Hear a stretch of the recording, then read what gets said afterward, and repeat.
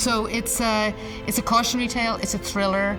There's a beautiful love story inside it. There's a young sailor called Anthony who accompanies Sweeney Todd and falls in love with the young woman Joanna, who we realize has something to do with the story.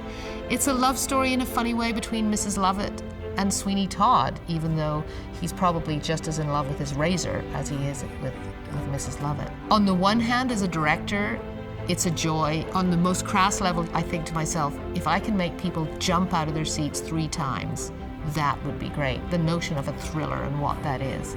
On the other hand, if I can actually make people also really listen to this story and find themselves in a moral quandary, because you can't just judge, you can't go, well, that's a bad person and that's a good person. And in any play that we do here at the Shaw, and certainly any play that I like directing, it's that gray area that's always so interesting. The wonderful thing about it then, of course, is this story is told with this extraordinary music. So we have, of course, it's not sung through, it's not an opera, but on the other hand, there's a lot of music in it, and there's variety, it's incredibly complicated, but also beautiful. And so for me, of course, what I wanted to do in it, I needed a really, really strong cast who had to be able to really sing and really act, and also a creative team. I've got, my kind of creative dream team of people who are so good at all these elements. I've got Paul Sportelli, the musical director. He is so expert with this music and so passionate about it, and such a wonderful teacher. Then I've got my choreographer. In this case, the choreography is not exact, there's no dances per se, but there's a lot of movement. And that's Valerie Moore, of whom I've done many, many shows.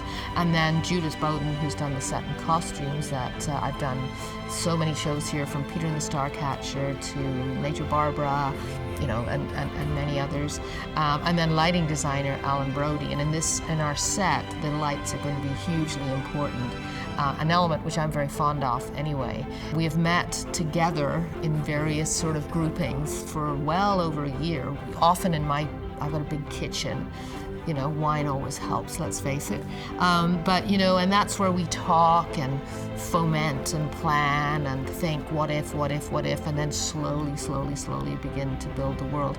And then, of course, the joy here is you bring these ideas and this storyboard and all these thoughts and this research, and you bring it into the room, and then in come these 24 actors, and then it all just starts to take off.